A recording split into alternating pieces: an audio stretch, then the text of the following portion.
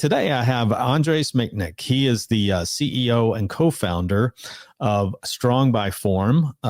They were a Startup Booster Award winner out at JEC. If you're looking on video, you should be able to see this on the 2025 winners. There were 3 of them, and for Strong by Form, they won the Booster Award for Sustainability Prize. They're creating high-performance biocomposites that are inspired by nature. They create lightweight structural solutions that fuse the sustainability of wood with the performance and productivity of advanced materials. But Andres, thanks for spending some time with me on the podcast today. Hi, Jonathan. Hey, thank you for inviting me to the podcast. I'm very proud to be in Composites Weekly, and very happy because of the award that we just got at Czech World. Totally. So Strong by Form is a project that started in 2018 as a crazy idea, and it was a PowerPoint probably until 2020 when we first raised funding and really started scaling. And about my background, well, I'm an engineer by training, but honestly, I've never really behaved as an engineer. I've been more on the business side of things. I have a master's in economics. I've been a consultant in New York.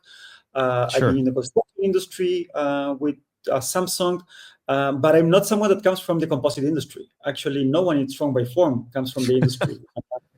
And it's something that we created using basically a lot of motivation and creativity. I was part of, I used to run an acceleration program for startups. So I have a lot of experience like seeing how the problems and the challenges that the startups face, how to transform technology into business cases, and how to get the funding and the right strategy.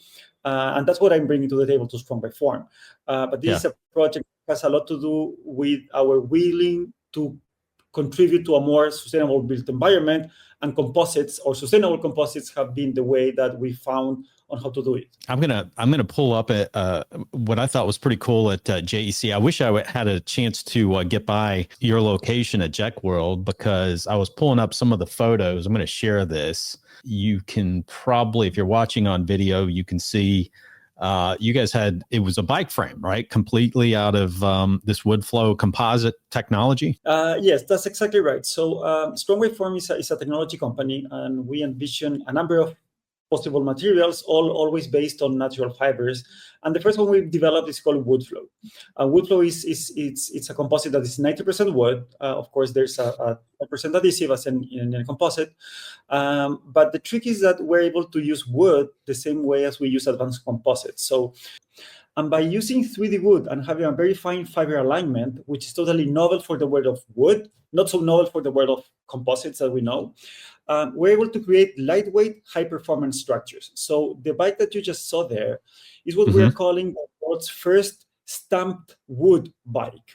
And we coined the term stamped wood basically because by working with the automotive sector, we realized that we can mimic stamped metal components, but making them out of wood. And what we've realized is that we can be about 5 to 10% lighter than aluminum, but avoid 80% of the CO2 emissions when compared to aluminum.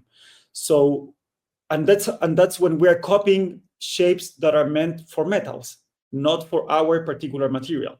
Yeah, so we're looking at an image right now with the Woodflow core. You've got the wood boards, and then you've got the Woodflow core in between. So our technology, I would say, has three processes, like the manufacturing. The first one is the material science, where we basically define the formulation, meaning the type of wood. We're very agnostic to the type of wood, but it's characterizing the type of wood and the adhesive that we're going to use. Then we have a second software that takes the loads that a component will be subject to, and with that creates the optimal shape, meaning the shape that will resist the loads using the minimum possible amount of material. Once we have that, we map the stress flow through the shell so we can align the wood fibers to that stress map. And by doing that, we ensure that almost all the particles of wood are working for structural purposes, and that's how we reduce weight. Those results are then fed into a second layer of software that translate that into the movement of our robots. And our robots, the difference between traditional composites is that we are not knitting or aligning fibers one by one. We devised a way on how to align in bulk wood fibers. And that's another difference. Even though we're not as light and performatic as the highest end components, we're much more scalable because our process is very automated. So the robots lay the fibers as per instructed by the structural optimization software, and then we basically press and we get a final Woodflow component. And what you are showing here is another version of the technology. So the bike was what we call Woodflow Motion. This is what we call Woodflow Core. And Woodflow Core is a structural element meant to help timber construction move from residential to office and commercial buildings. And this is where the idea came from originally, because my co-founder Jorge was working on creating lightweight slabs, and he was working with carbon fiber. But at some point in time, he realized that if he wanted to have an impact in construction, carbon fiber won't do the trick, because first of all, it's pretty expensive, and secondly, does not have the productivity required to deploy millions of square meters of floors in a building. And we're thinking about floors because that's the heaviest component. So lightweight, where have the biggest impact, is in a floor. And then, and this is how Woodflow came to life, thinking about use cases like this, which was, let's do a structural elements for construction at a massive scale that are lightweight, that are made of a renewable material, and that will definitely have a value proposition for construction that is more sustainable, more productive, and cheaper. And from there on, we saw the other embodiments, and then we got into automotive, and then we got into the bike, because the technology is very, very flexible. Yeah, I was reading recently, you all have signed NDA with a car manufacturer. That's exactly right. That's exactly right. And Yeah. actually, we can say which one is it. We're working with BMW. Yeah. So I appreciate the Yeah, we don't want to disclose too much, right? Totally. But we can say we're working. We're authorized to say that. We cannot say much more.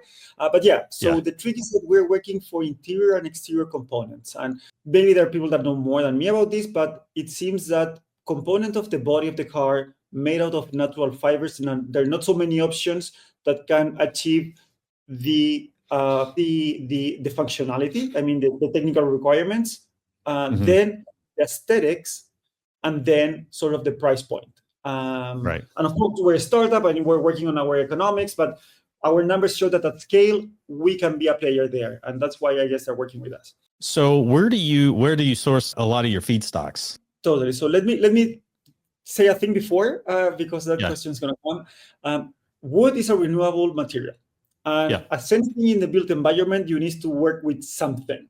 And we get a lot of questions around, is it a good idea to cut trees to build other things? And it is actually, if you use wood in an efficient way, it is, because the forest captures the most CO2 while it's growing, not when it's mature. It's a good idea to cut some of the trees in an organized manner to maximize capture sequestration on the forest. That's one thing. The second is that we are sort of agnostic to the type of wood. So we envision always using local wood wherever we source it from, wherever we're establishing. So right now, our lab is in Chile. So we're sourcing our wood from the south of Chile. That actually is provided by one of our partners that has all the certifications that you would require. That being said, when we are working in Europe, we usually use spruce. We also work with ash, and we can work with many different species as long as they are local and as long as they are certified for sustainable forestry. Okay. We would love to work with recycled wood. We could actually use different types of wood in the same component.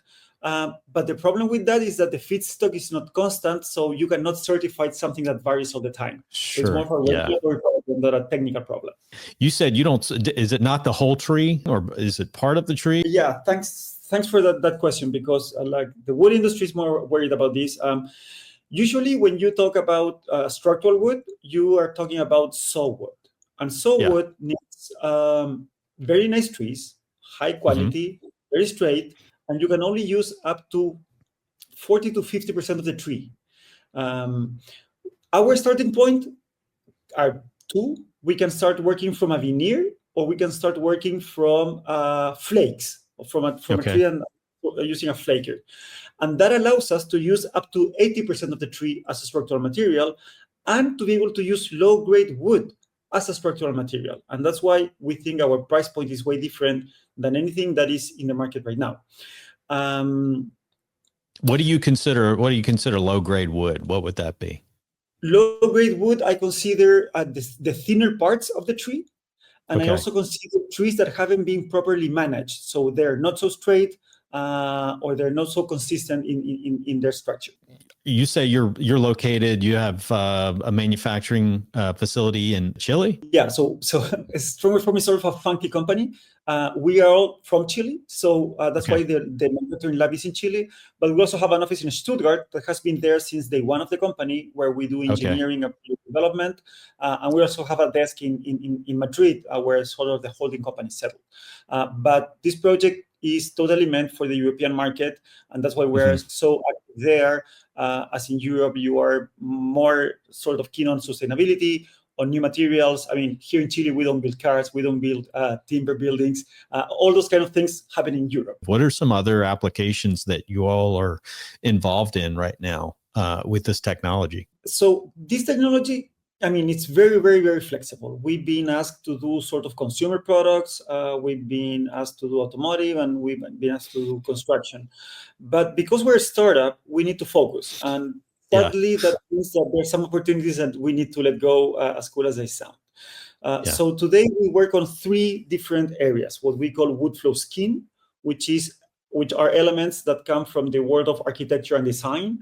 We can create very unique sort of facades or claddings that allow to combine cutting-edge design and 3D shapes with the warmth and the luxurious finishing of wood. And that's meant for the high-end hotels, high-end real estate, and retail. Then what we call Woodflow Motion. And Woodflow Motion today is not only BMW. We're also working on creating the ceilings for a sustainable wagon that is being designed by NS, the Dutch train operator, because there's a whole consortia called Responsible in Europe that is focusing on making trains more sustainable. And they were doing the ceiling of the train. So Woodflow Motion is the technology that complies with the regulation of mobility in general, but again, are very thin shells that have very nice finishings, and you can incorporate it either in a car, either in a train, either in a bike. And the third product line that we have is the one you showed before, which is called Woodflow Core. The prototype that is spinning right now on the screen is sort of the first prototype we did for this structural floor. And this is the technology that we think will initially create the biggest impact, because if we're able to replace about 30 million square meters of concrete slabs with Woodflow Core, we would be able to avoid between 0.3 and 0.4 gigatons of CO2 emissions. Wow. And that sounds a lot, because it is a lot, but 30 million square meters of concrete is less than a single Chinese developer puts out in a year. So it's doable. Well, Andres, thank you so much. I want to mention your people can follow all of the latest news with Strong by Form by visiting the website. We have it listed down at the bottom. I know you're on LinkedIn. We'll share your LinkedIn, the link to your LinkedIn profile, where people can connect with you. Love to have you back on the show at some point in the future. Oh, I would love to. Thanks a lot for the invitation, Jonathan. It's been a pleasure.